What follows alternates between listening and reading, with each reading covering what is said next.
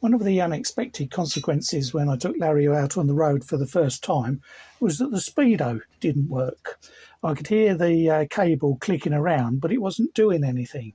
So I took the back of the cable off, and this is a new cable, but the plastic part had separated from here. So I needed to get a new cable. So I got a new cable, just tried to fit that in just now, and found that the speedo still wasn't working. It was just jamming up. So I could see that the drive was completely seized. So I've had to take the speedo apart. Now, to do that, you have to ease this bezel off of the back part here. So I had to go around with a screwdriver, painstakingly opening up the bezel all the way around until I could get it off. Then I could take the speedo out. It's just held with two screws there you go. There's a screw there that fits in to the back there. So remove that, and then this comes out. Then I found I squirted it with WD-40 or anti-seize stuff, but it just this part where the square drive goes in of the cable just wasn't moving.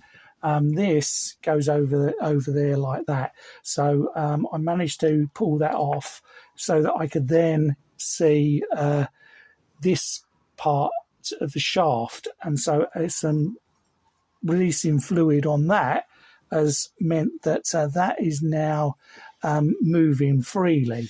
And if I put the end onto the speedo and attach the cable to a drill, there we are. That's all moving again now. I mean, you can see that it's the aluminium was all pickled around here, so it's just the damp over the years has got into that shaft, and it wasn't turning at all.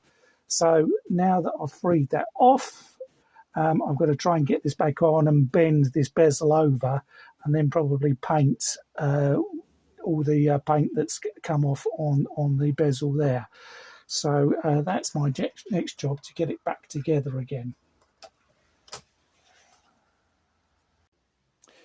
So it's back together again now, and with a combination of using pliers to tweak it back round and just gently tapping it with a hammer has got that back on. Now, between the Perspex glass here and the dial is like a thin rubber washer, which is all wibbly wobbly. So I found the best thing to do was just put little dots of super glue around the edge of the dial, and then put the rubber on it so that it stayed in place while I was working on the bezel. So I painted up now, just waiting for the paint to dry, and then I can put that back in. But there we are. That saved me about £300 because that's the price of a new one. I've fitted it back in now with the new cable, and I've taken it for a test drive, and it all works perfectly. So good job done.